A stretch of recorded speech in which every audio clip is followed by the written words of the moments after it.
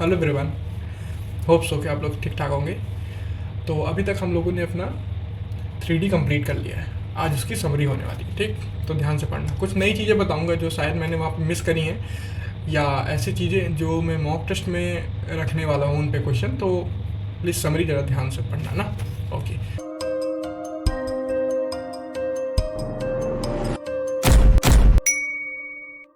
सबसे पहले तो हमने क्या क्या पढ़ा था ऑलरेडी वो हम देखेंगे।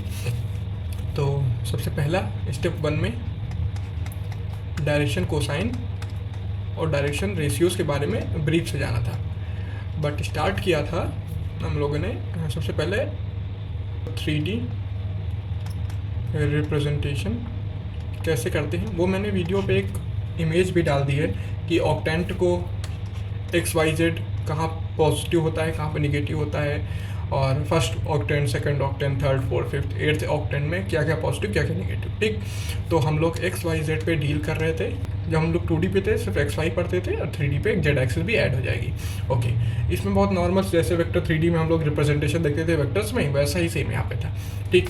फिर उसके बाद हम लोगों ने पढ़ा था direction cosine, cosines and direction ratio के बारे में। क्या था कि अगर कोई भी वेक्टर है, दिस वन XYZ, कोई भी वेक्टर है अगर ये करके R वेक्टर, ठीक, जो कि एंगल बना रहा है अल्फ़ा, बीटा और gamma with positive direction of XY and Z axis, then उनके डायरेक्शन कोसाइन क्या लिखे जाते थे, then direction cosine are, direction cosines of are cos alpha, cos beta and cos gamma, right.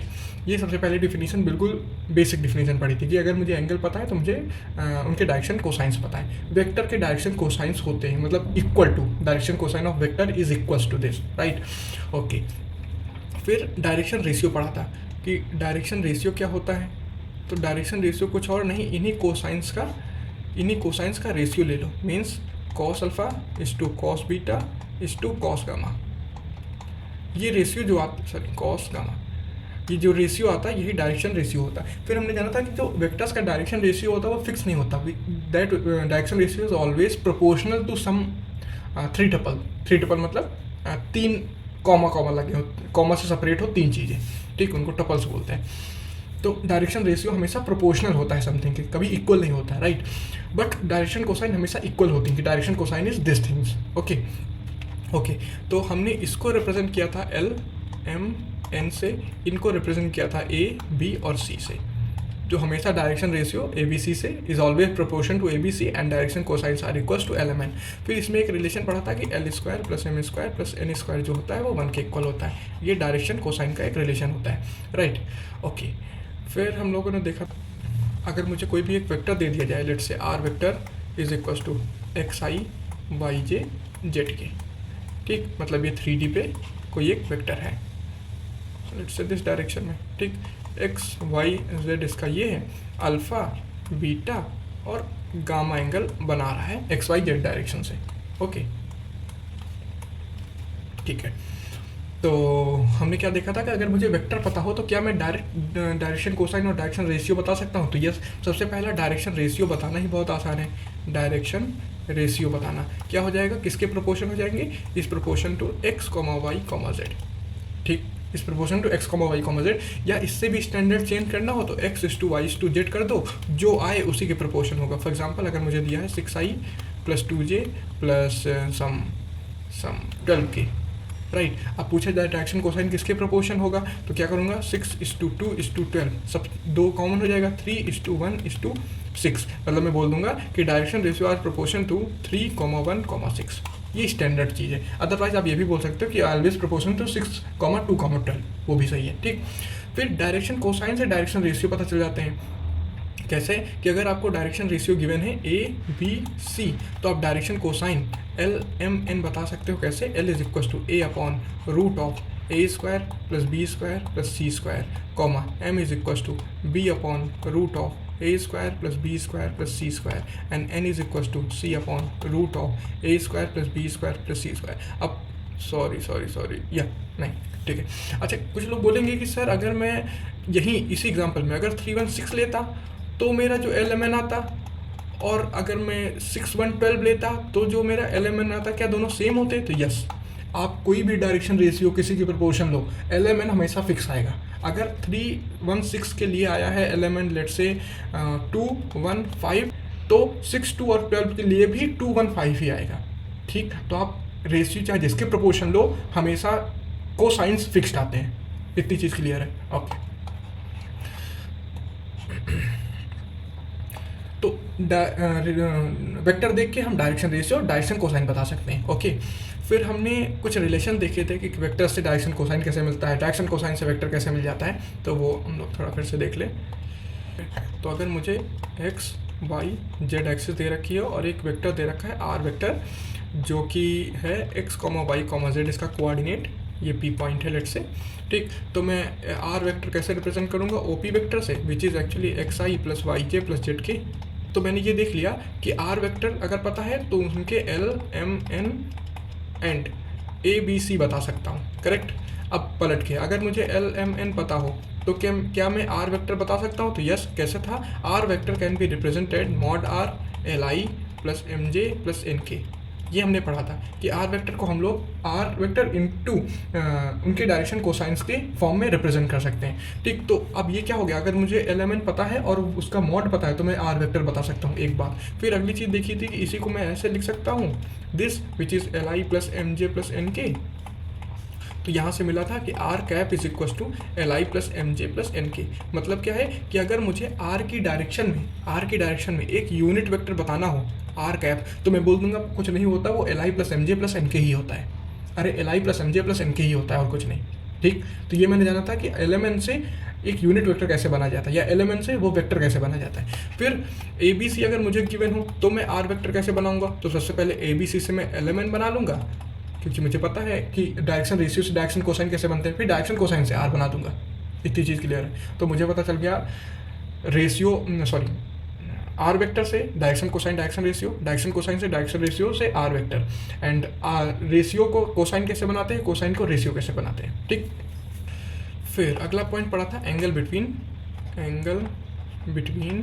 Two vectors, कि अगर मुझे दो वेक्टर गिवन हो तो उनके बीच का एंगल कैसे निकालते हैं।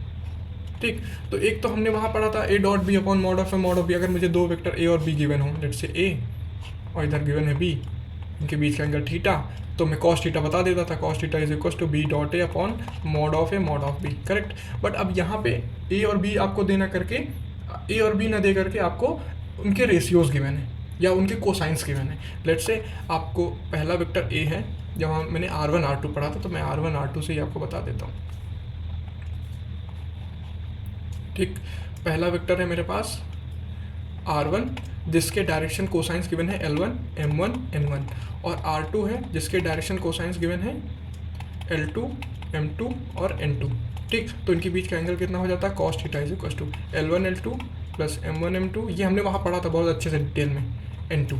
ठीक, अब पलट के वापस से अगर मुझे एलिमेंट की जगह A1 B1 C1 गिवन हो, मतलब डायरेक्शन रेशियोज गिवन हो, तो पहला तो काम या तो आप डायरेक्शन कोसाइन बना लो यहाँ से, फिर उसके बाद ये फॉर्मूला लगा दो। या डायरेक्ट फॉर्मूला हमने पढ़ा था, देन कॉस थीटा हो जाता है A1 A2 plus B1 B2 plus C1 C2 upon root of A1 square plus B1 square plus C1 square and root of into है बीच में इंटू लगा है, into A2 square plus B2 square plus C2 square. ये पढ़ा था। ठीक, okay, यहीं से पैरेलल की कंडीशन और परपेंडिकुलर की कंडीशन पढ़ी थी। क्या पढ़ी थी कि कंडीशन फॉर पैरेलल, या पहले परपेंडिकुलर कि अगर R1 जो है वो R2 के परपेंडिकुलर हो जाए, then this implies cos theta 0 हो जाएगा, मतलब L1 L2 plus M1 M2 plus N1 N2 ये 0 हो जाएगा। पलट के भी ट्रू है। या इसी को मैं लिख सकता हूँ A1 A2 plus B1 B2 plus C1 C2 जो हो जाएगा 0 हो जाएगा। फिर कंडीशन फॉर पैरेलल पढ़ा था, condition for parallel vectors not lines. क्या पढ़ा था कि अगर R1 पैरेलल हो जाए R2 के, then this implied by L1 upon L2 m1 upon m2 और n1 अपॉन n2 के इक्वल हो जाएगा। मतलब उनके डायरेक्शन रेशियो सब लैम्डा टाइम्स हो जाएगा। मतलब अगर पहले का डायरेक्शन रेशियो 2 1 2 है तो दूसरे का हो जाएगा सब 2 लैम्डा 1 लैम्डा 2 लैम्डा। मतलब उसी डायरेक्शन रेशियो या डायरेक्शन कोसाइंस को या बोल लो डायरेक्शन रेशियो को, जो भी मन हो, उनको मल्टीप्लाई कर दो लैम्डा टाइम्स, ठीक। एंड सेम मैंने आपसे पूछा भी था कि a1 a2 में आप रिलेशन बताना, तो इसका होता है a1 upon a2 is equal to b1 upon b2 is equal to c1 upon c2, ठीक। ये जीरो कौन लिख दिया भाई?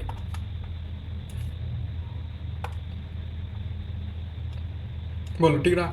और सबसे अच्छी चीज़ पड़ी थी कि अगर दो वेक्टर्स आपस में पैरेलल हैं, ठीक, अगर इसका डायरेक्शन रेशियो ABC के प्रोपोर्शन है तो इसका भी डायरेक्शन रेशियो ABC के ही प्रोपोर्शन होगा, क्योंकि डायरेक्शन रेशियो इक्वल नहीं होते। इसका मतलब वो अगर मैं बोलूँ कि इसका डायरेक्शन रेशियो सम लैम्डा टाइम्स होने वाला है तो मैं लैम्डा हटा के बोल दूंगा सिर्फ इतना ही, क्योंकि लैम्डा एक नंबर ही बाहर आके आ रहा है, तो प्रोपोर्शनलिटी में वापस वो ABC ही हो जाएंगे। तो अगर इसका डायरेक्शन रेशियो ABC के प्रोपोर्शन है तो दूसरे वेक्टर का डायरेक्शन जो उसके पैरेलल है वो भी प्रोपोर्शन होगा ABC के, ठीक, सिंपल। बट ये ना कह देना कि इनका जो डायरेक्शन कोसाइन होगा वही डायरेक्शन कोसाइन दूसरे का भी होगा ना। डायरेक्शन कोसाइन लैम्डा टाइम्स होगा, रेशियोज सेम प्रोपोर्शन के होंगे, but direction cosine lambda times कुछ होगा। ओके ओके, तो इतनी सी चीज़ हम लोगों ने पढ़ी थी स्टेप 1 में, जिसमें हम लोग डायरेक्शन कोसाइन और डायरेक्शन रेशियो पढ़ा था। नेक्स्ट स्टेप 2 हमने स्ट्रेट लाइन पढ़ी, बहुत अच्छे से पढ़ी स्ट्रेट लाइन। सबसे पहला काम क्या देखा था? Equation of line. लाइन के लिए जाना था, 2 रिक्वायरमेंट होती हैं बस, एक जिस पॉइंट से पास हो रही हो और दूसरा उसके पैरेलल एक वेक्टर पता हो, लाइन की इक्वेशन पता चल जाती है, ठीक। तो लाइन की इक्वेशन पहले वेक्टर फॉर्म क्या बनेगी? R vector is equal to a plus lambda times b. ए मैं सारी चीज़ें एक्सप्लेन नहीं करूँगा यहाँ पर, क्योंकि ये समरी वीडियो है, इसमें मैं आपको थोड़ी थोड़ी चीज़ें बताता रहूँगा कि ये पढ़ा था हम लोगों ने, ठीक। ओके, फिर दूसरा कार्टेशियन फॉर्म क्या होता है कि अगर मुझे वही vector A x1 y1 z1 के फॉर्म में गिवन हो, मतलब अब वेक्टर ना देके मुझे वो कोऑर्डिनेट गिवन हो और इसके डायरेक्शन रेशियो गिवन हो कि वो ABC के प्रोपोर्शन है, ठीक, डायरेक्शन रेशियो इसके प्रोपोर्शन है ABC के, देन इक्वेशन ऑफ लाइन क्या बन जाती है? इक्वेशन ऑफ लाइन बन जाती है x minus x1 upon a y minus y1 upon b is equal to z minus z1 upon c। अरे बोलो, यहाँ तक समझ आए? फिर कार्टेशियन फॉर्म के बाद पैरामीट्रिक फॉर्म पढ़ी थी, पैरामीट्रिक फॉर्म जो कुछ ज़्यादा काम की नहीं थी बट फिर भी पढ़ ली थी कि एक पैरामीटर अगर इन्वॉल्व हो जाए x1 upon a y minus y1 upon b z minus z1 upon c, ये चीज़ इक्वल हो जाए लैम्डा के, ठीक। वह lambda is some parameter is actually a constant number, ठीक, may be a real number. Okay, तो ये पैरामीट्रिक फॉर्म है। पैरामीट्रिक फॉर्म के जैसे ही कोऑर्डिनेट्स पढ़ें कि जनरल कोऑर्डिनेट ऑन लाइन पे जनरल कोऑर्डिनेट क्या लिखे जाते हैं? तो क्या लिखे जाते थे? यही x1 plus a lambda, y1 plus b lambda and z1 plus c lambda. मतलब आपको अगर कोई भी जनरल पॉइंट पता करना है तो फॉर सम लैम्डा वो पॉइंट होगा। अगर मैं यहाँ पूछूँ तो मे बी लैम्डा 2 होगा, अगर मैं यहाँ पूछूँ तो लैम्डा 1 होगा। मतलब इसी में लैम्डा रखते जाओ, जनरल पॉइंट निकालते जाओ। यहाँ लैम्डा 0 होगा यहाँ पे, उसके पहले लैम्डा समथिंग लैम्डा माइनस ऐसे करके चलेगा। तो प्लस माइनस करते जाओ या लैम्डा की डिफरेंट वैल्यूज रखते जाओ, आपको डिफरेंट पॉइंट उस लाइन पर मिलेंगे। तो जनरल पॉइंट कभी भी मानना होगा तो हम लोग हमेशा ये मानेंगे x1 plus a lambda, y1 plus b lambda, z1 plus c lambda. Okay, ठीक है। फिर उसके बाद क्या पढ़ा? हाँ, इसी में पढ़ा कि अगर एक चीज़ और देख लें, कार्टेशियन में ये ABC क्या है? उसके डायरेक्शन रेशियोज हैं। अगर मुझे डायरेक्शन कोसाइन गिवन हो जाए, direction cosine LMN, then equation same ही रहती है, बस डायरेक्शन रेशियो रिप्लेस हो जाते हैं डायरेक्शन कोसाइन से। L y minus y1 upon m and z minus z1 upon m, ठीक। ये भी चीज़ देखी थी, बहुत ईजी है। a को रिप्लेस कर दो, L को रिप्लेस कर दो, a upon root of a square plus b square plus square, वहीं से आ जाएगी इक्वेशन, ठीक।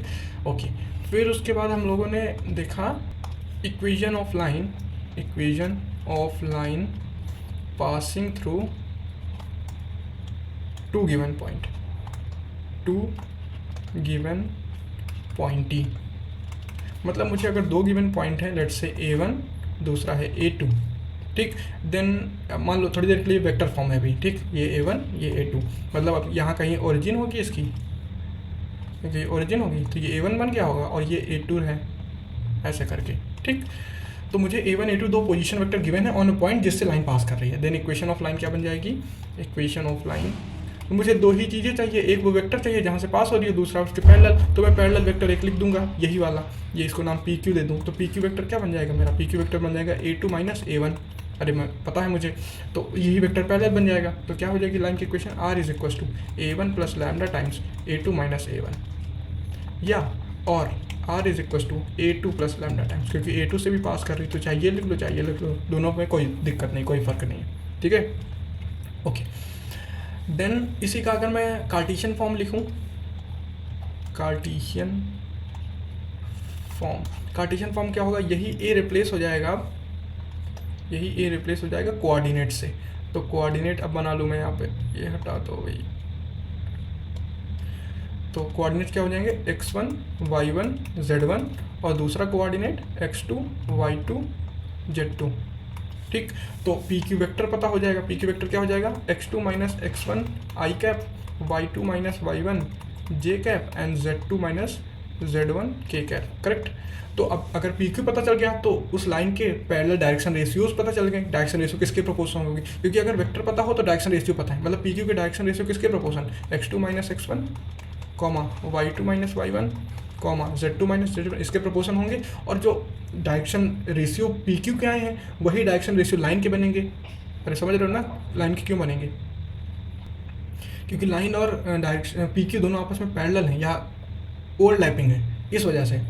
और मैंने जाना था कि जो लाइन, जो उस वेक्टर के डायरेक्शन रेशियो आते हैं वही लाइन के डायरेक्शन रेशियो हो जाते हैं, राइट, या फिर माइनस टाइम्स हो जाते हैं। ठीक, तो यहाँ ये डायरेक्शन रेशियो पता चल गया और वो पॉइंट पता चल गया, तो इक्वेशन ऑफ लाइन क्या बन जाएगी, equation of line is x minus x1 upon x2 minus x1, y minus y1 upon y2 minus y1 and z minus z1 upon z2 minus z1, और x माइनस x2 अपॉन, क्योंकि x2 से भी पास कर रही तो चाहे ये लिख लो चाहे वो लिख लो, 1 y minus y2 upon y2 minus y1 and z minus z2 upon z2 minus z1। बोलो यहाँ तक समझ आया, ओके। नेक्स्ट उसके बाद क्या पढ़ा था, उसके बाद पढ़ा था कि कार्टेशियन से वेक्टर कैसे बनाते हैं और वेक्टर से कार्टेशियन में कैसे चेंज करते हैं इक्वेशन ऑफ लाइन को। ठीक, चलिए जी, तो कार्टेशियन का अगर मैं लिखूँ सबसे पहले तो x minus x1 upon a, y minus y1 upon b, z minus z1 upon c। तो क्या जाना था, उस पॉइंट को मतलब कहाँ से पास हो रही है, pass through,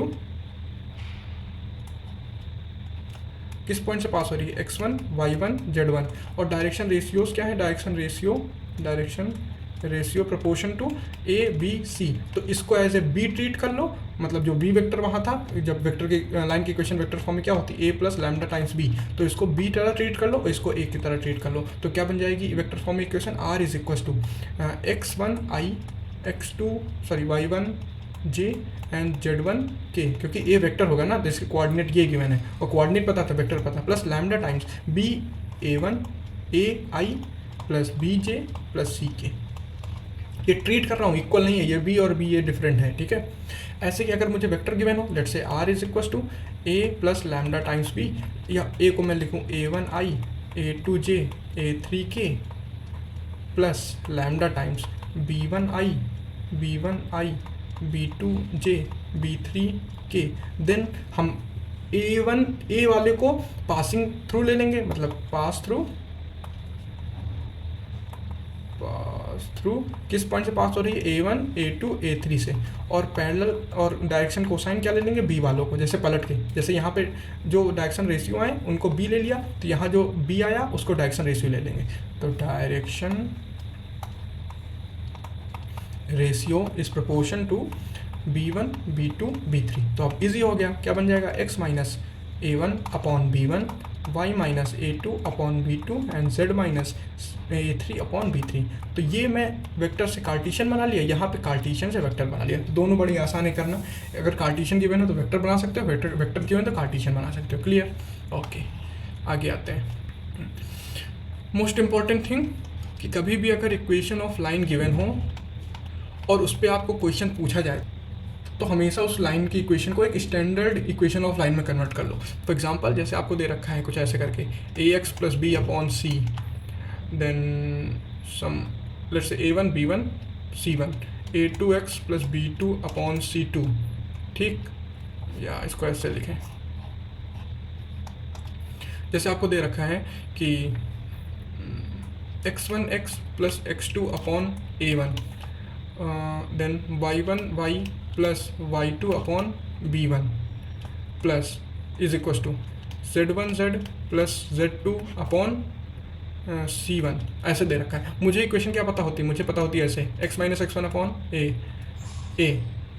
is equal to y minus y one upon b, z minus z1 upon c, ऐसे पता होती है। ये स्टैंडर्ड है, ये स्टैंडर्ड है, राइट। तो कभी ऐसी इक्वेशन यहाँ तो गिवन नहीं, तो हमेशा इस इक्वेशन को कन्वर्ट कर लेंगे स्टैंडर्ड में, फिर क्वेश्चन करना शुरू करना भैया, फिर क्वेश्चन करना शुरू करना, ठीक। तो कैसे कन्वर्ट करते थे, x बाहर करते थे, इसको उठा के नीचे, मतलब जो भी x कोएफिशिएंट होता था वो उठा के नीचे आते थे, और यही कोएफिशिएंट इससे डिवाइड कर देते थे, मतलब x2 upon x1 upon a1 upon x1।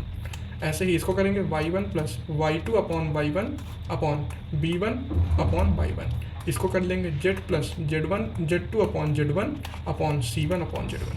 ये स्टैंडर्ड बन गई। अब जो भी क्वेश्चन करना है करो, ठीक। फिर इसी में और अच्छी चीज़ पढ़ी थी कि पासिंग थ्रू जैसे निकालना हो, कहाँ से पास कर रही है जल्दी से, तो जो भी यहाँ पे कोऑर्डिनेट, जैसे यहाँ पे x1 y1 और z1 से पास कर रही है, ऐसे ही यहाँ पूछा जाए तो तुरंत जो भी लिखा है उस, अगर प्लस लिखा तो माइनस कर दो, माइनस लिखा तो प्लस कर दो। जैसे यहाँ सारे माइनस थे तो मैंने क्या कर दिया सबको प्लस, मतलब x1 y1 और z1, ठीक। यहाँ क्या है, यहाँ सब में प्लस लगा हुआ है, तो इसमें क्या लिखूंगा मैं, अगर लिखूंगा तो कहाँ से पास कर रही है, minus x2 upon x1 comma minus y2 upon y1 comma minus z2 upon z1, यहाँ से पास कर रही है। तो ये सब चीज़ें बहुत ध्यान देना कि पास कहाँ से कर रही है, क्योंकि प्लस माइनस इधर उधर हुआ, पूरा क्वेश्चन खत्म। ऐसे ही जब तक स्टैंडर्ड फॉर्म ना बन जाए तब तक उसमें कुछ भी छेड़खानी नहीं, पहले स्टैंडर्ड फॉर्म बनाओ फिर सोचो। जैसे यहाँ आपने अगर आप गलती से लिख दिए यहाँ पे तुरंत कि ये पास कर रही है माइनस z2 से, तो क्वेश्चन खत्म, क्योंकि ये एक्चुअली पास कर रही है माइनस z2 अपॉन z1 से। हो गया सब, टाइम का टाइम गया, एक नेगेटिव मार्क भी आया और जो मिलने वाला था वो भी नहीं मिला, ठीक। तो इसलिए बहुत ध्यान से करना है। Equation of line straight line पूरी बहुत ईजी है, बस इसमें यही मिस्टेक्स होती हैं कि पासिंग पॉइंट गलत लिख दिया, स्टैंडर्ड में नहीं बनाई, इधर उधर ये सब चीज़ें, ठीक। ओके, फिर आगे पढ़ा angle between two line, angle between two lines, दो लाइन्स के बीच का एंगल कितना होता है। बहुत ईजी है, अगर मुझे दो लाइन गिवन हो ऐसे करके, ये है L1 और ये है L2, उनके बीच का एंगल पता करना है। तो क्या मैंने बताया था, इसके पैरेलल एक B1 होगा और इसके पैरेलल एक B2 होगा। जो एंगल इन B1 और B2 का मिलके बनेगा वही एंगल इन लाइंस का बनेगा। तो मैं वेक्टर्स के बीच का एंगल पता होता है मुझे निकालना, cos theta is equal to, अगर B1 B2 को निकालना है तो B1 dot B2 upon mod of B1 into mod of B2। तो जो इनके बीच का एंगल वही लाइन के बीच का एंगल, तो मैं इनके बीच का एंगल निकाल लूँगा, खत्म। अब चाहे मुझे कार्टेशियन फॉर्म में गिवन हो चाहे वेक्टर फॉर्म में, वेक्टर फॉर्म में गिवन है तो डायरेक्ट मुझे पता है वो B1 B2 क्या होगा। अगर कार्टेशियन में गिवन हो तो वो जो डायरेक्शन रेशियो है उन्हीं को मैं एज ए वेक्टर ले लूँगा, अगर डायरेक्शन कोसाइन गिवन है तो उनको मैं एज ए बी ले लूँगा, ठीक। दोनों फॉर्म में मैं कर लूँगा, ठीक। फिर यहीं से बनी थी फिर से वही अपनी परपेंडिकुलर कंडीशन और पैरेलल की कंडीशन। तो परपेंडिकुलर में क्या बना था कि अगर B1 डॉट B2 जीरो हो जाए तो इफ़ एंड ओनली इफ कि लाइन परपेंडिकुलर्स होंगी। पैरेलल में क्या बना था, अगर B1 सम K टाइम्स B2 बन जाए जैसे वेक्टर्स में होता है तो लाइन पैरेलल हो जाएंगी क्योंकि वेक्टर्स पैरेलल हो गए हैं। क्लियर। इसके बाद हम लोग पढ़ा कि हम तो ये जान गए कि ठीक है लाइंस पैरेलल कब होंगी, जब K टाइम्स लिखा हो B के, ठीक। अब अगर इंटरसेक्टिंग होगी तो कहाँ होंगी, मतलब वो पॉइंट बताओ, ये बताओ इंटरसेक्टिंग होंगी कि नहीं होंगी। तो उसके लिए मैंने क्या पढ़ा था, तो टॉपिक था इंटरसेक्टिंग लाइंस। तो मुझे दो लाइन की इक्वेशन गिवन है, एक ये लाइन L1 और दूसरी ये लाइन L2, ठीक। मुझे ये इंटरसेक्टिंग पॉइंट पता करना है एक्चुअली, या फिर पहले यही पता करना है इंटरसेक्ट होंगी भी नहीं होंगी, ठीक। क्योंकि लाइन में एक और क्राइटेरिया SQ का पढ़ा था कि ना ही इंटरसेक्टिंग ना ही पैरेलल, तो हो सकती है पैरेलल भी ना हो सकती इंटरसेक्टिंग भी ना हो। तो यही कॉन्सेप्ट हमने SQ लाइन में भी देखा था कि कैसे पता कर सकते हैं इंटरसेक्टिंग है कि नहीं है, राइट। वो मैं बताऊंगा वहाँ पर। तो इंटरसेक्टिंग लाइन कैसे पता करेंगे, तो अगर मुझे पहले लाइन की इक्वेशन L1 दे रखी है x minus x1 upon A1 y minus y1 upon B1 and z minus z1 upon C1, ठीक। और दूसरी लाइन की इक्वेशन क्या दे रखी है, x minus x2 upon A2 y minus y2 upon B2 and z minus z1 upon C2, ठीक। तो हम लोग क्या करेंगे, सबसे पहले इसको लैम्डा के इक्वल रख ले, इसको मैंने रख दिया लैम्डा के इक्वल और इसको मैंने रख दिया म्यू के इक्वल, ताकि मुझे जनरल पॉइंट मिले। तो यहाँ से L1 का जनरल पॉइंट क्या आ जाएगा कि x1 plus a1 lambda comma y1 plus b1 lambda, ठीक, and sorry comma and z1 plus c1 lambda. ऐसे ही L2 का जनरल पॉइंट क्या आ जाएगा, x2 plus a2 mu comma y2 plus b2 mu and z2 plus c2 mu. Correct. अब अगर intersect कर रही हैं आके यहाँ पे, मान लो यहाँ से ये चली और यहाँ से ये चली, आपस में इंटरसेक्ट कर गई, तो अगर मैं इसका जनरल पॉइंट लिखूँ तो ये कुछ लैम्डा बदल बदल के एक समय ऐसा आएगा ये पॉइंट हो जाएगा, ऐसे ही म्यू बदल बदल के एक समय ऐसा आएगा कि ये पॉइंट मिल जाएगा। तो इसका मतलब अगर ये पॉइंट x, y, z है तो ये पॉइंट x होगा, ये y होगा, ये z होगा और ये भी x होगा, y होगा, z होगा, क्योंकि ये जनरल पॉइंट है उस पर। ठीक, तो मैं इसको इक्वल रख दूंगा, इसको इक्वल रख दूंगा, जो भी यहाँ से लैम्डा और म्यू मिलेगा उसको इसमें सेटिस्फाई करा के दिखा लूँगा कि क्या ये दोनों आपस में इक्वल हो रहे हैं। अगर इक्वल हो रहे हैं देन इंटरसेक्टिंग, अगर नहीं हो रहे हैं तो नॉट इंटरसेक्टिंग या नॉन इंटरसेक्टिंग। ठीक, तो ऐसे हमने जाना था। फिर मैंने स्क्यू लाइंस में देख लिया था कि उनके बीच की डिस्टेंस जीरो हो जाएगी, परपेंडिकुलर डिस्टेंस जीरो हो जाए, a2 minus a1 dot b1 cross b2 is equal 0। तो वहाँ से पता चल जाता है कि लाइंस इंटरसेक्टिंग होगी या नहीं होगी। बस इतना सा है, उसमें पॉइंट नहीं पता चल पाता। यहाँ क्या होता है कि अगर मुझे जैसे ही यहाँ से लैम्डा और म्यू मिल गया सपोज कुछ भी, तो मैं यहाँ उठा के वापस रख दूंगा, लैम्डा यहाँ रख दूंगा या फिर म्यू मन करे तो यहाँ रख लो। ठीक, तो यहाँ से मुझे क्या, जब लैम्डा रखूंगा जो भी आएगा तो x1 प्लस a1 लैम्डा, तो फॉर सम लैम्डा ये चीज़ एक नंबर होगी। ऐसे ही y1 plus b1 into lambda, ठीक, इसके लिए ये एक नंबर होगी। तो मुझे वो कोऑर्डिनेट्स पता चल जाएंगे कि जहाँ वो पॉइंट कट कर रहा है, मतलब जहाँ वो पॉइंट इंटरसेक्ट कर रहा है। तो या तो इस पूरे कोऑर्डिनेट पे लैम्डा रख लो या इस पूरे कोऑर्डिनेट पे म्यू रख लो, जो आपका मन करे। ठीक, वहाँ से मुझे पॉइंट ऑफ इंटरसेक्शन मिल जाता है। स्क्यू लाइन वाले मेथड से सिर्फ ये पता चलता है कि वो इंटरसेक्टिंग है कि नहीं है, बस इसके अलावा कुछ नहीं। वो पॉइंट ऑफ इंटरसेक्शन नहीं पता चल पाता। ओके, तो ये चीज़ समझ आ गई। इसके बाद पढ़ा था perpendicular distance of line from A point. ठीक, मतलब एक मुझे लाइन गिवन है और एक मुझे यहाँ पे पॉइंट गिवन है जिसको मैं नाम दे दूँ अल्फ़ा बीटा गामा, और मुझे ये लाइन गिवन है L। मुझे ये परपेंडिकुलर डिस्टेंस बतानी थी, ये डिस्टेंस कितनी होगी, अगर इसको मैं Q दे दूँ तो मुझे PQ डिस्टेंस बतानी थी। ठीक, तो ये हमने पढ़ा था। तो क्या है, अगर लाइन की equation L is equal to, तो पिछले वाले में इंटरसेक्शन ऑफ लाइंस, उसमें अगर आपको वेक्टर फॉर्म में इक्वेशन गिवन हो लाइन की तो हमेशा उसको कार्टेशियन बदल लो, फिर वो मेथड लगाना लैम्डा और म्यू वाला।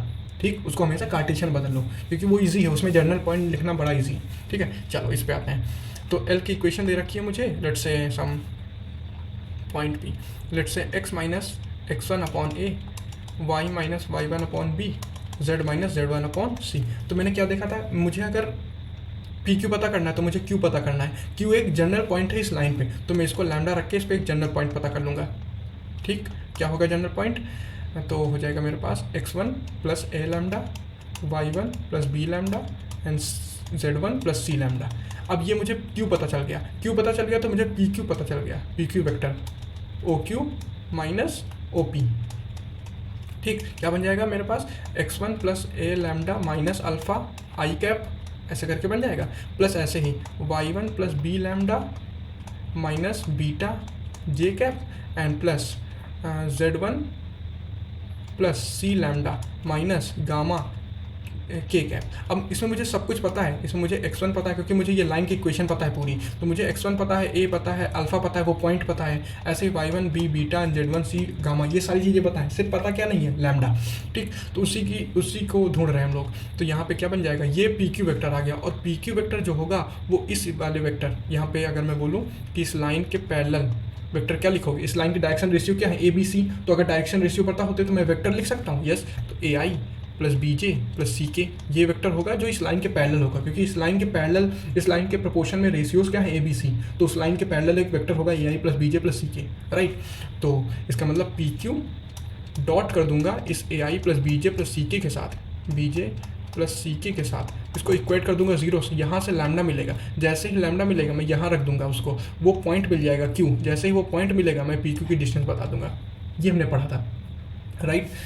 अब फिर से वापस से अगर इसमें वेक्टर फॉर्म में गिवन हो तो आप वहाँ से भी कर सकते हो। वेक्टर फॉर्म में क्या बन जाएगा, ये general point a plus lambda times b, इसको इस वाले पॉइंट से माइनस कर देना, पी क्यू डिस्टेंस कैसे आ जाएगी, O Q minus O P, ऐसे ही करके, ठीक। उसको b के साथ डॉट 0 कर देना, बिकॉज अब मुझे पैरेलल वेक्टर क्या पता होगा इसके, b वाला वेक्टर, b वेक्टर, उसको 0 कर देना, वहाँ से मुझे लैम्डा मिलेगा, लैम्डा उठा के यहाँ रख देना, एंड देन मुझे वो q मिल गया, पी क्यू डिस्टेंस मिल गई, जैसे वेक्टर फॉर्म में डिस्टेंस निकालते हैं। क्लियर। तो चाहे आप ऐसे कर लो, पहले कार्टेशियन बदल के फिर ये कर लो, चाहे वेक्टर कर लो, ठीक। ओके, देन फाइनली हम लोगों ने पढ़ा था स्क्यू लाइंस। स्क्यू लाइंस क्या थी skew lines, non parallel non intersecting, non intersecting, अरे बोलो हाँ, नॉन पैरेलल नॉन इंटरसेक्टिंग, कुछ इस टाइप की, ऐसे करके, ठीक। तो यहाँ पे कुछ लेट से मुझे मुझे L1 दे रखा है, एक पहली लाइन L1 मान लो ये, और ये दे रखी है मुझे L2, तो कुछ इस फॉर्म की R is equal to a plus lambda times b या a1 plus lambda times b1, और दूसरी L2 दे रखी है R is equal to a2 plus mu times b2, ठीक। तो इनके बीच की परपेंडिकुलर डिस्टेंस जो होती है वो शॉर्टेस्ट डिस्टेंस होती थी, ये पढ़ा था। तो शॉर्टेस्ट डिस्टेंस का फॉर्मूला जाना था। शॉर्टेस्ट डिस्टेंस एक्चुअली क्या होती है, this is the projection of, अगर मैं a टू a1 को मिला दूँ, ये है a1, यस ये है a2, ठीक। तो अगर मैं इसको मिला दूँ लेट से पॉइंट mn, तो this is a projection of mn on pq, ये तो जाना था, this point is p, this point is q। और पी क्यू को कैसे कंसीडर करा था, b1 क्रॉस b2 के जैसे कंसीडर करा था, एक्चुअली नहीं होता, वो लैम्डा टाइम्स होता है कुछ, या k टाइम्स होता है b1 क्रॉस b2 के, तो मैंने याद रखने के लिए b1 क्रॉस b2 ले लिया था। मतलब projection of a2 minus a1 on b1 cross b2। तो मेरे पास क्या आ गई थी स्टैंडर्ड, ये शॉर्टेस्ट डिस्टेंस का formula a2 minus a1 dot b1 cross b2 upon mod of b1 cross b2। ये सारे वेक्टर्स हैं, मैं वेक्टर नहीं लगा रहा हूँ, ठीक, कंफ्यूज ना करना। इसका मॉड ये आई थी shortest distance between two skew lines, right. फिर इसी में पढ़ा था कि अगर लाइन इंटरसेक्टिंग हो जाए, इफ लाइंस आर इंटरसेक्टिंग, अगर इंटरसेक्टिंग हो गई देन कंडीशन क्या होती, इंटरसेक्टिंग हो गई तो स्क्यू तो नहीं रह गई, बट हम लोग यहाँ से SD से उसका फॉर्मूला निकाल सकते हैं, उसकी कंडीशन निकाल सकते हैं, ठीक है। तो कंडीशन क्या आई थी, then a2 minus a1 dot b1 cross b2 जो होगा वो 0 आएगा। ये बहुत इंपॉर्टेंट, ये है बहुत ज़्यादा इंपॉर्टेंट, SD के हमेशा क्वेश्चन पूछता है, इस बार भी सिलेबस पर रखा है, इस बार भी पूछेगा, और जो मैंने मॉक टेस्ट में क्वेश्चन रखे उसमें भी मैंने इनके क्वेश्चंस इंक्लूड करे हैं, ठीक है। तो प्लीज़ बहुत ध्यान से इसको पढ़ना। तो this should be equal to 0, then this implies lines are intersecting, and if and only if condition, if lines are intersecting, this implies lines are intersecting, okay। But यहाँ से मुझे वो इंटरसेक्टिंग पॉइंट, इंटरसेक्टिंग कोऑर्डिनेट नहीं पता चलता, सिर्फ वो condition पता चलती है, राइट। देन हम लोगों ने अगर पैरेलल लाइंस हो जाएं, देन क्या उसके बीच की शॉर्टेस्ट डिस्टेंस होती है, तो उसका फॉर्मूला पढ़ा था कि फॉर पैरेलल लाइंस क्या पढ़ा था, SD इज इक्वल टू, बताओ जल्दी, a2 minus a1 cross b, क्योंकि अब तो b सिंगल हो जाएगा ना, जो b इसका रहेगा उसी इसका भी b वही रहेगा, अपॉन मॉड ऑफ b का होल मॉड। इसमें सब में वेक्टर है, प्लीज़ भूलना नहीं, ठीक। और जो होल मॉड लगा हुआ है वो किसका मॉड है, वो मतलब ये कुछ ऐसा बन जाएगा, a2 minus a1 cross b इसका mod upon mod of b, ठीक। तो ये हमने लास्ट पॉइंट पढ़ा था कि ऐसे SD निकलती है, शॉर्टेस्ट डिस्टेंस निकलती है बिटवीन टू पैरेलल लाइंस की, ओके, ठीक है। हाँ, इसमें एक और चीज़ पढ़ी थी, मैंने बोला था कि कभी भी अगर कार्टेशियन में आए तो शॉर्टेस्ट डिस्टेंस कभी मत निकालना कार्टेशियन, उसको हमेशा वेक्टर फॉर्म में बदल लेना, उसको वेक्टर में बदल लो फिर निकालो, ठीक। बट हमने ये पहली कंडीशन पढ़ी थी इंटरसेक्टिंग लाइन की, फिर मैंने कार्टेशियन में एक कंडीशन पढ़ी थी इंटरसेक्टिंग लाइन की, कि अगर मुझे दो लाइन दे रखी हैं, लेट्स से पहली लाइन की इक्वेशन है, तो नीचे कर देता हूँ, पहली लाइन की इक्वेशन है L1 है x minus x1 upon a1 y minus y1 upon b1 और z minus z1 upon c1, और दूसरी लाइन की इक्वेशन है x minus x2 upon a2, y minus y2 upon b2 and z minus z2 upon c2। Then ये आपस में intersect करेंगी, intersecting if and only if, जैसे वहाँ कंडीशन क्या आई है, ये वाली आई है, ये आई है a2 minus a1 dot b1 cross b2 0 होगा। तो यहाँ कंडीशन क्या बनती है, यहाँ कंडीशन बनती है कि this x2 minus x1, y2 minus y1, z2 minus z1, a1 b1 c1 और a2 b2 c2। इसका मॉड क्या होता है, इसका डिटरमिनेंट क्या होता है, 0 होता है। अरे इसका डिटरमिनेंट क्या होता है, 0 होता है। ये कंडीशन मैंने बताई थी आपको कार्टेशियन में, बट कभी भी कार्टेशियन एसडी निकालने के लिए कार्टेशियन का यूज़ मत करना, हमेशा उसको वेक्टर में बदलो देन कार्टेशियन निकालो। a2 minus 7 dot b1 cross b2 upon mod of b1 cross b2, ठीक। अगर पैरेलल भी गिवन है तब भी। और एक चीज़ बताई थी, अगर आपको b1 क्रॉस b2 अगर आप गलती से देखें नहीं, ध्यान नहीं दिए कि पैरेलल है लाइन नहीं है, भाई उसके लिए पता होना चाहिए ना, पैरेलल है तो मैं ये फॉर्मूला लगाऊंगा, अदरवाइज वो लगाऊंगा। तो अगर पैरेलल होंगी तो ऑटोमेटिक b1 क्रॉस b2 आपका क्या आ जाएगा, 0 आ जाएगा। तो अगर b1 क्रॉस b2 0 आ जाए, इसका मतलब समझ लेना पैरेलल है, फिर ये वाला फॉर्मूला लगने जाएगा, ठीक। तो अपने आप b1 क्रॉस b2 0 वेक्टर आ जाएगा, मतलब 0 i cap, 0 j cap, 0 k cap ऐसा, ठीक। तो समझ लेना कि फिर ये फॉर्मूला लगेगा a2 minus 7 cross b upon mod of b का, ओके, ठीक है। तो ये चीज़ें हम लोगों ने पढ़ी थी। कुछ चीज़ें जो मैंने मॉक टेस्ट में इंक्लूड करी हैं, मुझे लगता है वो आपको बता देनी चाहिए, देन आप लोग मॉक टेस्ट करना। तो वो कुछ ऐसे पॉइंट लिख लो। पहला क्या है, image of A point on A line. अगर मुझे किसी पॉइंट की इमेज पूछे किसी लाइन पे, तो मैं कैसे निकालूंगा, तो बहुत इजी है। जैसे मैंने परपेंडिकुलर पढ़ा था, सिंपल सा, देखो क्या थी, ये लाइन थी L, ये पॉइंट मुझे गिवन था P which is alpha beta gamma, ठीक। मैंने एक लैम्डा यूज़ करके ये Q पॉइंट निकाल लिया था सबसे पहले, राइट। Q पॉइंट लेट से आ गया मेरा अल्फ़ा 1, बीटा 1 और गामा 1, ठीक। अब मुझे इसकी इमेज चाहिए, इमेज मतलब ऐसे ही सेम डिस्टेंस पे यहाँ जो पॉइंट होगा लेट से P डैश, जिसका कोऑर्डिनेट होगा alpha dash, beta dash, gamma dash, वो मुझे बताना है। तो बहुत ईजी है, जो Q होगा वो P और P डैश का मिडिल पॉइंट होगा। और सेक्शन फार्मूला से, मिडिल पॉइंट फार्मूला से हम जानते हैं, क्या जानते हैं, मिडिल पॉइंट फार्मूला क्या जानते हैं कि जो Q होगा इज मिडिल पॉइंट ऑफ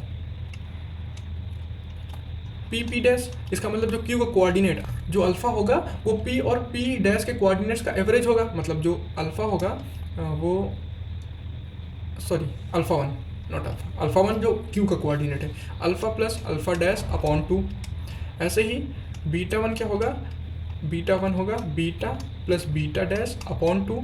ऐसे ही गामा 1 जो होगा वो होगा gamma plus gamma dash upon 2। अब देखो आपको ये पता है, अल्फ़ा 1 पता है क्योंकि आपने Q कोऑर्डिनेट निकाल लिया है, आपको ये गिवन था। तो आपको अल्फ़ा 1 पता है, अल्फ़ा पता है, तो आप क्या अल्फ़ा डैश नहीं बता सकते हो, अरे बता लोगे। ऐसे ही बीटा 1 पता है, बीटा पता है, तो बीटा डैश बता दोगे। ऐसे ही गामा 1 पता है, गामा पता है, तो गामा डैश बता दोगे। हो गया, इमेज का फॉर्मूला आ गया, ठीक। तो अगर कभी भी मुझे किसी भी पॉइंट का किसी लाइन पे इमेज पूछे तो सबसे पहले वो फुट ऑफ परपेंडिकुलर बताओ, ये पॉइंट बताओ Q, और फिर ये बोल दो कि ये पॉइंट और ये पॉइंट से अगर लाइन ज्वाइन करूँ तो वो जो Q होगा वो इसका मिडिल पॉइंट होगा, बस वहाँ से मिडिल पॉइंट फॉर्मूला लगा दो, क्लियर, ओके। फिर वहाँ पे एक चीज़ और बताई थी कि इस लाइन की इक्वेशन भी लिख सकते हो आप, इस लाइन की इक्वेशन भी लिख सकते हो क्योंकि आपको 2 पॉइंट पता चल गए। तो the line passing through 2 given points, वही वाला फॉर्मूला लगा दो, ओके, ठीक है। सेकंड पॉइंट है सेक्शन फार्मूला। मैं एक बार आपको और रिवाइंड करना चाहता हूँ ताकि आपको याद रहे। सेक्शन फार्मूला में पढ़ा था कि अगर कोई भी दो वेक्टर्स गिवन हो A और B, अब वो किसी फॉर्म के हो सकते हैं, वो 3D हो सकते हैं, 2D हो सकते हैं। कोई तीसरा पॉइंट है जैसे P Q, तीसरा पॉइंट है R जो इसको m/n रेशियो में डिवाइड कर रहा है। देन जो R के कोऑर्डिनेट्स होते हैं वो हो जाता है R is equal to NA plus MB upon N plus M। अरे यही पढ़ा था, NA प्लस MB। अब A अगर IJK का है तो R के कोऑर्डिनेट्स IJK में आ जाएंगे। ऐसे ही अगर A और B I और J है तो R के कोऑर्डिनेट I और J आ जाएंगे। ये हो गया इंटरनल डिवीज़न। और फिर एक्सटर्नल डिवीज़न पढ़ा था कि अगर यही P है और ये Q है और इसी को आगे मैं एक्सटेंड कर दूँ R, ये बोल दूँ ये m यूनिट हैं और ये n यूनिट हैं, ठीक। देन फिर से ये a वेक्टर, ये b वेक्टर, देन r के कोऑर्डिनेट्स आते हैं n times a minus m times b upon n minus m करके, ठीक। अच्छा, अब यही चीज़ अगर इधर हो जाती, लेट से r इधर हो जाता, ठीक, और मैं बोल देता इसको मैं हटा दूँ या दूसरा ही बना दूँ, ये p है, ये q है और ये r है, ठीक। ये डिस्टेंस है m, ये डिस्टेंस है n और ये r है, ये p है, ये q है। अब r क्या हो जाता, अब r हो जाता फिर से वही अपना n into a minus m into B upon n minus m। तो बिल्कुल कंफ्यूज ना करना कि अगर मुझे इधर गिवन है उधर गिवन है तो क्या होगा, क्योंकि बहुत लोगों को लगता है अगर इधर गिवन है तो मैं mb माइनस na लिखूंगा, मतलब मैं इसकी जगह पे ये लिखूंगा mb माइनस na। नहीं, आप वही लिखोगे कि mb na minus mb upon n minus m, ठीक है। ओके, सॉरी, ओके, दूसरी चीज़ हो गई। अब तीसरी चीज़ क्या है, तीसरी चीज़ मैंने आपको बता भी दी है कि अगर इक्वेशन ऑफ लाइन आए आपके पास, इक्वेशन ऑफ लाइन आए तो हमेशा उसको चेंज कर लो स्टैंडर्ड फॉर्म में, always change to standard form and then proceed, ठीक। सबसे पहले स्टैंडर्ड फॉर्म में बदल लो, ध्यान से देख लो कि उस कहाँ से पास कर रही है, प्लस है तो माइनस बन जाएंगे, माइनस है तो प्लस बन जाएंगे, ध्यान से देख लो कि उनके डायरेक्शन रेशियोज़ क्या आए हैं, देन आगे क्वेश्चन करना। प्लीज़ लाइन में बहुत ये चीज़ ध्यान देना, ठीक, बहुत गलतियाँ होती हैं इस पर। फोर्थ पॉइंट है, अगर मैं ऐसे आपको एक इक्वेशन दे दूँ कि r cross b is equal to a cross b, तो ये क्या रिप्रेजेंट कर रहा है, तो मैंने आपको अगर डायरेक्ट नहीं भी बताया तो ऐसे बताया, कभी अगर मुझे कॉमन वेक्टर्स मिल जाते हैं तो मैं इनको हमेशा एक इधर करके लिख देता हूँ। ये मैंने मॉक टेस्ट में बताया है जब हम लोग वेक्टर्स का मॉक टेस्ट कर रहे थे, राइट।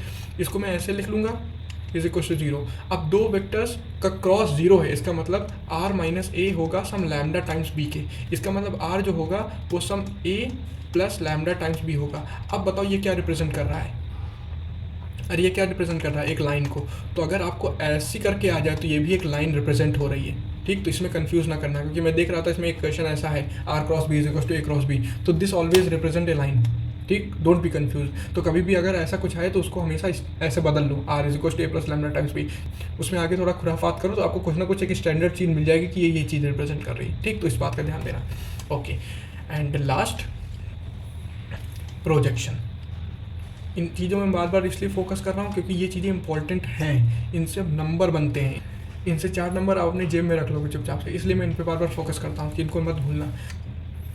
प्रोजेक्शन में मुझे ये बताना था कि अगर आपको जैसे ए वेक्टर दे रखा है, ठीक, और इधर आपको एक वेक्टर की डायरेक्शन गिवन है, वेक्टर नहीं गिवन है, बस डायरेक्शन गिवन है कि ये है, इसके पैरेलल आपको एक दूसरा वेक्टर गिवन है सी, ये गिवन है और ये गिवन है, ठीक। अब पूछा जा गया है projection of A on B बताओ, तो क्या लिखोगे, A dot B upon mod of A mod of B, यही लिखोगे। बट बी गिवन नहीं है, बी की डायरेक्शन गिवन है, बी की डायरेक्शन में एक वेक्टर गिवन है कि C is parallel to B, इतना गिवन है, ठीक।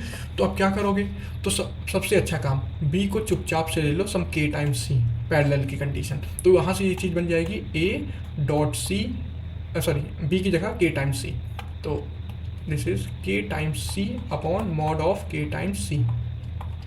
ये के बाहर हो गया, अंदर बच गया ए डॉट सी यार बन जा भाई, A dot C upon K times mod C, ठीक। के से के कैंसिल, सिंपल बन गया A dot C upon mod C. मतलब यहाँ कहने का क्या मतलब है कि चाहे आप ए का बी पे प्रोजेक्शन निकालो और या फिर आप ए का डायरेक्ट सी पे प्रोजेक्शन निकालो, दोनों सेम होते हैं। मतलब कि projection of A on b is same as projection of A on c, ये मैं आपको बताना चाह रहा था, ठीक, कि आप चाहे इस पे प्रोजेक्शन निकालो या उसी के पैरेलल वेक्टर्स पे प्रोजेक्शन निकाल लो, वो दोनों चीज़ें एक जैसी होती हैं। ठीक है, ठीक है। रीज़न है कि जब आप यहाँ से टॉर्च लगाओगे परपेंडिकुलर, तो जितनी इमेज इस चीज़ की यहाँ पे बनेगी, उतनी ही डिस्टेंस यहाँ पे बनेगी। या मैंने प्रोजेक्शन का सबसे अच्छा चीज़ बताया था कि प्रोजेक्शन क्या होता है, उसी के जो प्रोजेक्शन पता करना उसी के परपेंडिकुलर ऐसे ड्रॉप कर दो, ऐसे करके। तो देखो, अगर आपने ड्रॉप किया ये चीज़, ये बना लो, तो जो डिस्टेंस ये होगी यहाँ से लेके यहाँ तक की, वही डिस्टेंस ये भी होगी। तो इसका मतलब या तो चाहे ए का बी पर प्रोजेक्शन निकाल लो, चाहे ए का सी पर प्रोजेक्शन निकालो, दोनों एक चीज़ होती हैं। तो अगर आपसे पूछे कभी भी projection of A on B और बी ना गिवन करके आपको एक वेक्टर दे दिया जाए उसके पहले, तो ए ऑन सी निकाल दो प्रोजेक्शन, वो दोनों सेम होते हैं। जैसे आपको अगर ए वेक्टर गिवन है और एक लाइन गिवन है जिसकी इक्वेशन नहीं गिवन है बट इसके डायरेक्शन रेशियो गिवन है, लेट से ए बी सी, और ये वेक्टर है लेट से एम वेक्टर, ठीक, और इसके डायरेक्शन रेशियो गिवन है। अब पूछा जाए कि बताओ इस वेक्टर एम वेक्टर का इस लाइन पे क्या प्रोजेक्शन होगा, तो कुछ नहीं, मैं ए बी सी पे प्रोजेक्शन निकाल दूंगा, क्योंकि ए बी सी क्या है, उसके डायरेक्शन रेशियो हमेशा प्रोपोर्शन होते हैं, मतलब एक पैरेलल वेक्टर होगा ए आई प्लस बी जे प्लस सी के। अब चाहे मैं एम का प्रोजेक्शन निकालूँ इस लाइन पे और चाहे मैं एम का प्रोजेक्शन निकाल दूँ इस ए आई प्लस बी जे प्लस सी के पे, दोनों चीज़ें सेम है। तो अगर आपको एम वेक्टर गिवन है, एक लाइन गिवन है जिसके डायरेक्शन रेशियोज गिवन है, और बोला गया है कि उस लाइन पे प्रोजेक्शन बताओ, तो एम का उस डायरेक्शन रेशियो से एक वेक्टर बना लो ए आई प्लस बी जे प्लस सी के, और एम का उस पर प्रोजेक्शन निकाल दो, खत्म। ठीक, तो प्रोजेक्शन में इतना घबराना नहीं। अगर आपको उसके पैरेलल कोई चीज़ गिवन है तो उसका प्रोजेक्शन और उस पैरेलल चीज़ का प्रोजेक्शन एक जैसा होता है। क्लियर? ओके, ये 5 तत्व, ये 5 चीज़ें मेरे को आपको बतानी थी। इसके बाद मॉक टेस्ट आप करना, बहुत स्मूथली होगा। हर क्वेश्चन से कुछ ना कुछ आपको सीखने को मिलेगा मॉक टेस्ट में, ठीक, और वो बहुत यूज़ आएगा आपके पेपर में, मेंस के पेपर में। तो प्लीज़ बहुत सीरियसली मॉक टेस्ट करना। अगर आपके वेक्टर्स के मॉक टेस्ट सीरियसली नहीं करें तो प्लीज़ ये वाला मॉक टेस्ट बहुत सीरियसली करने, ठीक। आगे वाले जितने भी मॉक टेस्ट है वो सारे सीरियसली करना, बहुत इंपॉर्टेंट है। मॉक टेस्ट में अगर आप अच्छे मार्क्स पता करोगे, अगर अच्छे मार्क्स लाओगे तो इसका मतलब आपकी तैयारी अच्छी चल रही है। अदरवाइज़ ये है ना कि आपको एक मिलता रहेगा कि हाँ मैं किस पानी पे हूँ, अभी मुझे कितना और पढ़ना है। ये इंपॉर्टेंस होती है मॉक टेस्ट की, और मॉक टेस्ट सीरियस लोगे उतना ही आपका प्रोडक्टिविटी बढ़ेगी, आपकी पढ़ाई अच्छी होगी, ठीक है। ओके, तो समरी में इतना ही, मिलते हैं मॉक टेस्ट के बाद, तब तक के लिए